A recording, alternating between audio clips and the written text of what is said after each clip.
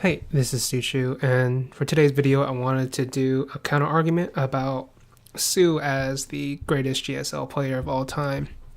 And while I'm not certain that I think he is, I think there's certainly a case for him to be the best player of all time, just as I thought in 2018 Maru was the best player of that year, despite a lot of people telling me Cyril was, or whatever, right? And this is also a controversial opinion just because Maru has just finished winning his fourth GSL in a row. So from 2018 to now, he's basically won four back-to-back GSL titles. And that's an absolutely amazing and dominant feat that nobody in GSL history has ever done, right? So why exactly do I think then that there's a counter argument to be made for soO as the greatest GSL player? Well, there are a lot of different reasons, but first, we'll have to go into examining what it means to evaluate players in StarCraft 2, because when you're evaluating players in StarCraft 2, there is a lot of context that's always either ignored or not applied consistently when you're trying to rate players across time. So there are, I'd say, three distinct time periods in StarCraft 2 if you're talking about the scene. The first time period starts from the end of 2010 towards, I'd say, beginning of 2012, where at that time period you had a load of new Koreans playing. That was like the first time period of StarCraft 2 where you had loads of people playing the game, but the Kespa Koreans had yet to join. Then from mid 2012 to 2015, that's when you had the Kespa exodus into StarCraft 2, and that's also when you had the highest level of infrastructure and competition in StarCraft 2. In my opinion, I feel like that is the period where you had both a shit ton of players, like the earlier parts of StarCraft 2, but you also had the training regimen that comes with the Kespa players. And if you combine those two factors together, I'd say from mid 2012, or even if you want, it depends, I guess, on how much you rate the Broodlord Infestor era and how much that changed things. Because, well, that's like an entirely different topic. But from that point to 2015, I'd say it's easily the hardest level of competition in StarCraft 2 history, just because of those two factors. But there's also a few other factors you have to consider. And then I'd say from 2016 to now, we are in the post-Kespa era. And I'd say this era is pretty close. This era outside of 2016, because I think 2016 is straight up the worst year of StarCraft 2's competition, if we're not counting 2010, which is like a month or two. And the reason I think 2016 was the worst is because I feel like a lot of the Korean players just kind of completely lost motivation. Neeb's kind of confirmed this. Basically said like a lot of these players weren't really practicing. Zess has straight up said like he's like 30 or 40% of what he was or whatever. And like I personally just saw it in the games. I didn't think they were playing particularly well. I don't give a fuck what anybody was trying to sell me during that year. I just don't think they were playing well at all. Like for a lot of them, I will say Beyond did actually play the best of his career, but like it's just unfortunate for him that like a lot of the rest of the scene just wasn't there, skill wise or mentally or whatever the fuck was going on. So 2016 was like kind of my lost year, but I think like things started to pick back up from 2017, 2018, 2019. I think these years are quite similar to 2011 to the first half of 2012.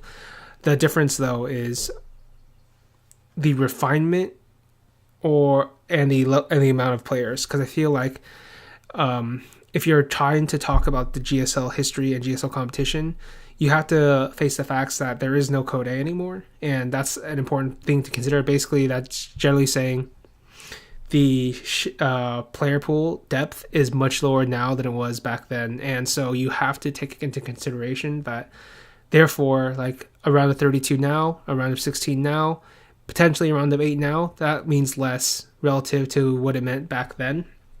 And so that's something you have to consider, and that's always something that's in the back of my mind. And the other thing you also have to consider is like the reverse argument. Basically, like because we've had so much play up to leading to the modern years, there's a lot more refinement to the builds. There's a lot more information out there, etc. So if you are like at the top of your game, you're not doing a lot of times you're not doing it based off of like novelty or like new information that hasn't been created yet. And obviously this is a potentially contentious point just because that ignores the fact that patches still do come in, that the meta still changes, that somebody like Maru did fundamentally like change the entire game in 2018 with his Raven style of play, which wasn't really seen and could not have been created before that, just because of how the Raven was changed, right? So these are all factors you have to consider when you're trying to model the evaluations of who is the best GSL player of all time. Now, I think there's only really 3 players you can put in this category, and Eisenhower, the TL writer, he kind of like points out that in his article, like you should read it, it's on Team Liquid. Basically, he points out that Maru basically surpassed MVP as the greatest GSL player of all time. That's his, I don't know if that's his argument, that's certainly like the narrative drive of his article. Basically pointing out that, you know what, MVP did some amazing shit back in the day, but Maru has surpassed that. And then he brings up a bunch of like different stats like most appearances and all these different factors as to why Maru, in terms of results, is better than MVP. And I think that's pretty much the case. I'd argue that I think it was already the case by the end of 2018, and there are a few reasons why. Like even if you ignore this fourth GSL, I'd say like Maru's triple GSL and the fact that he got like multiple top 4s during the hardest period was pretty close to what MVP did, because when you're talking about this GSL format, the thing you have to consider is I'm not certain you can actually count GSL World Championship like MVP's one if you're trying to talk about who is the best GSL player of all time, just because that isn't really the same format as an actual GSL, right? Like, yeah, that's kind of a weird slippery slope, because a lot of the GSLs that MVP won had different formats that it wasn't standardized until like 2012, basically, from what I remember, or late 2011. So that's also something else you have to consider. Now, the reason though that a lot of people might have considered, or even maybe I might have considered MVP to still have a better GSL run relative to Maru before his fourth GSL, was because of the perceived difficulty of what MVP had to do to win his 2012 one and to get second place in 2012. So those are basically like his legendary miracle performances. Basically, in season 2 of 2012, he pulled out a miracle, basically, 5 slip discs, 2 in the neck, 3 in the back, went into GSL, got to the playoffs, and then played against I'd argue the 3 best Protosses at the time in his worst matchup. And not only were they the 3 best Protosses at the time, all 3 of them were in the same team house. So theoretically speaking, all of them should have been sharing information after they lost that game. So he basically played Naniwa, then Parting, then Squirtle, and all 3 of them, like, basically Naniwa was the best foreigner at that point, arguably a top 3 Protoss. I'd say he was. Then you go to Parting, I'd say he was arguably the best PVT player at the time. I think that's the case, and I think Squirtle was the best Protoss player at the time. All 3 of them got knocked down by MVP. And that what makes it so interesting is basically he has MVP's like level of adaptation and like trickery and cunning and all that shit all had to come together to like really fucking steal that GSL, and it was absolutely amazing. I still think it's the biggest miracle run I've seen in StarCraft 2 history.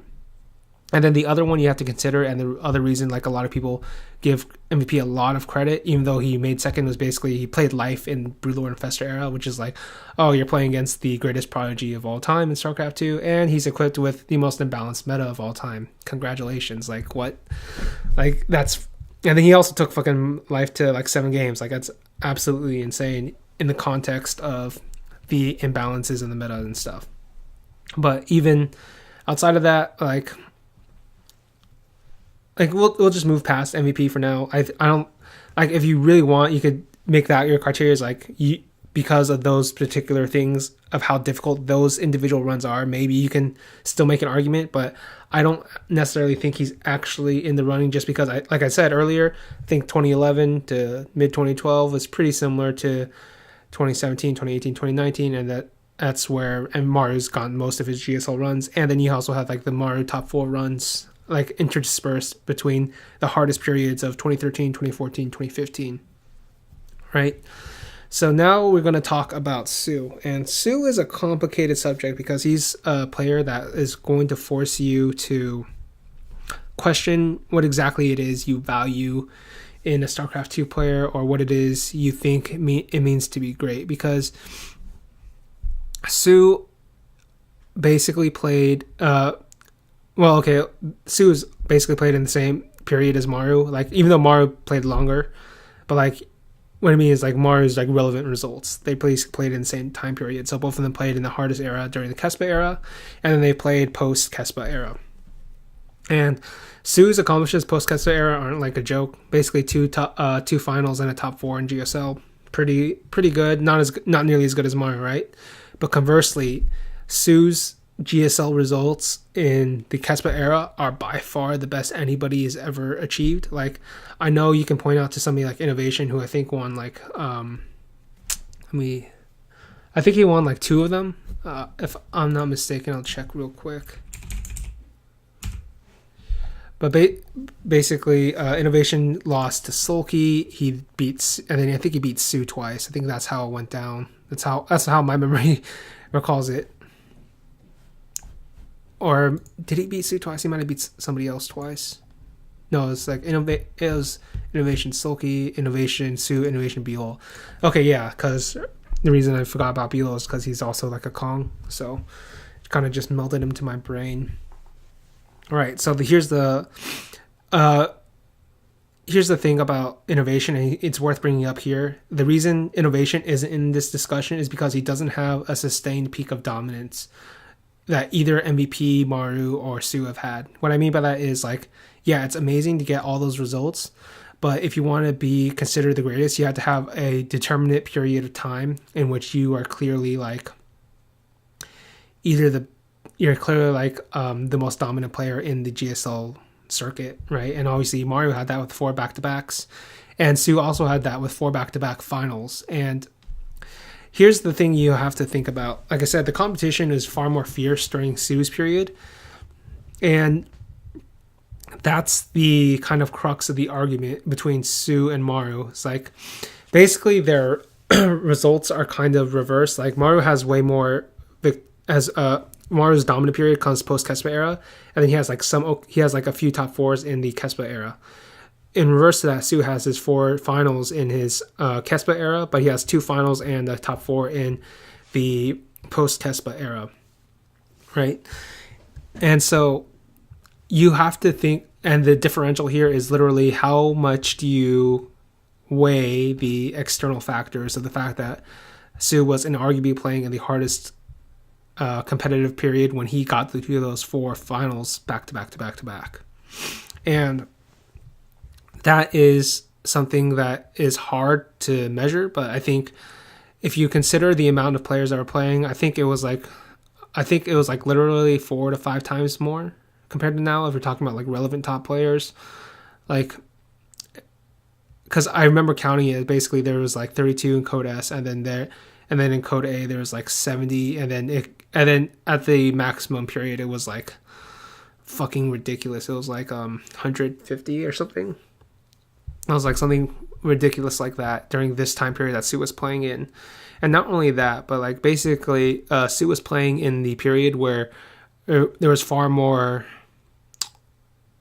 infrastructure. So basically the Kespa players you basically knew the Kespa players were playing like 10, 12 hours a day. So he was playing in that period. So he's basically playing the maximum potentialized skill of every player that was in that circuit.